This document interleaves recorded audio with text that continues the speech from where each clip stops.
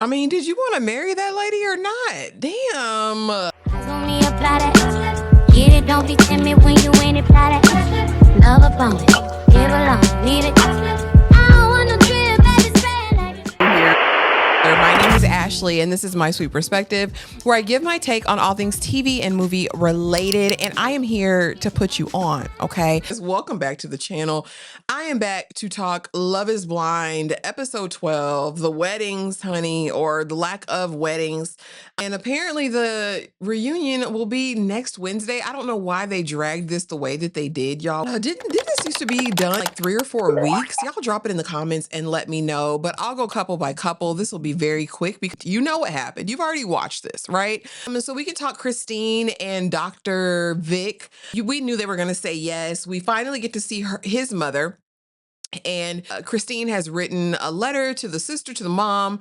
Don't read it now, read it later, but it's such a pleasure to meet you. They're enamored of her. They say, we know our son, we know our brother, and he really loves you. This is going to be great. There was never any question of whether or not they would say yes at the altar, in my opinion. And at the reception, they seem to have a good time. Again, we barely know these people.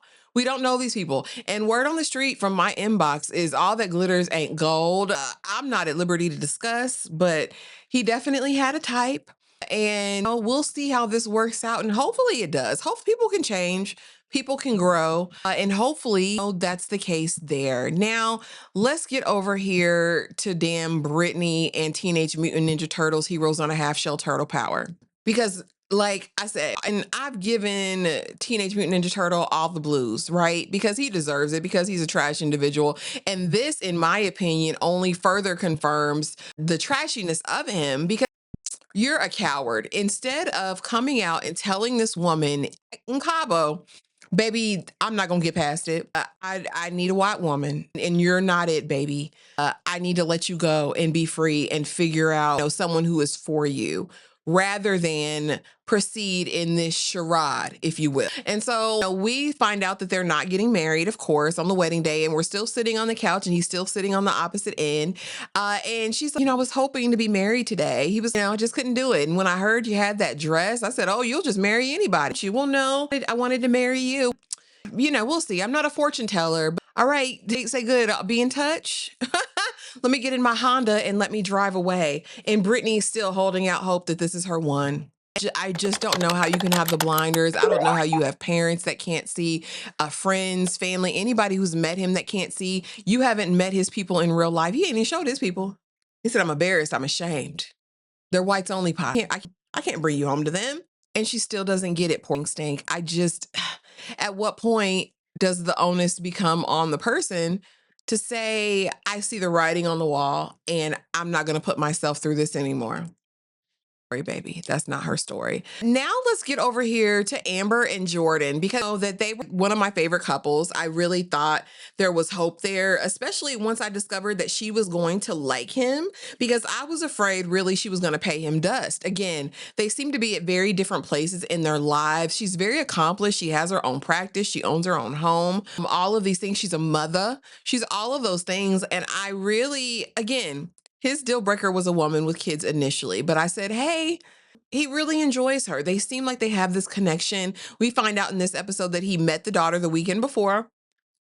And it took her a minute to warm up, but now that she's warmed up to him, he's excited about it, all the things. When I tell you this man had cold feet before walking down that aisle, cold feet. Yeah, I'm just trying to make sure. And then when he gets up there, she's immediately like, you know what? You don't have to do this.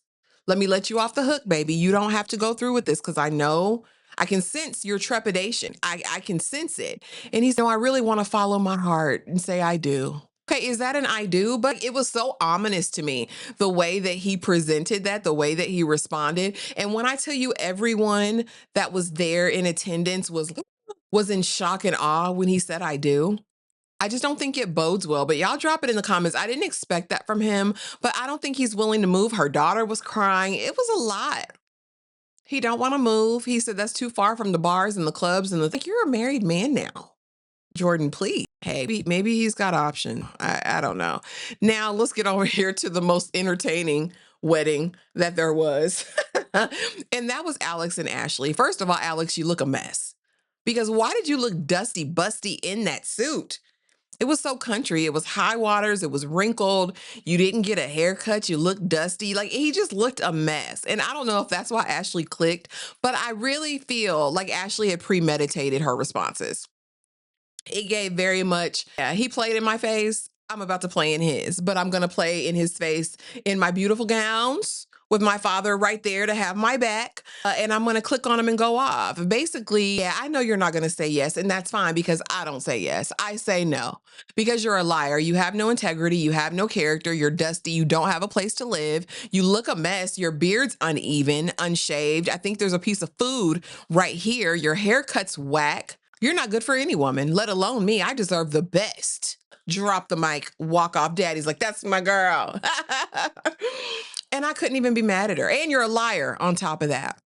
She's happy. She's, yeah, this is what I needed. This is the closure I needed. Listen, I'd rather be alone than be with somebody like that telling me I'm not his type consistently. And I say, yes, sister.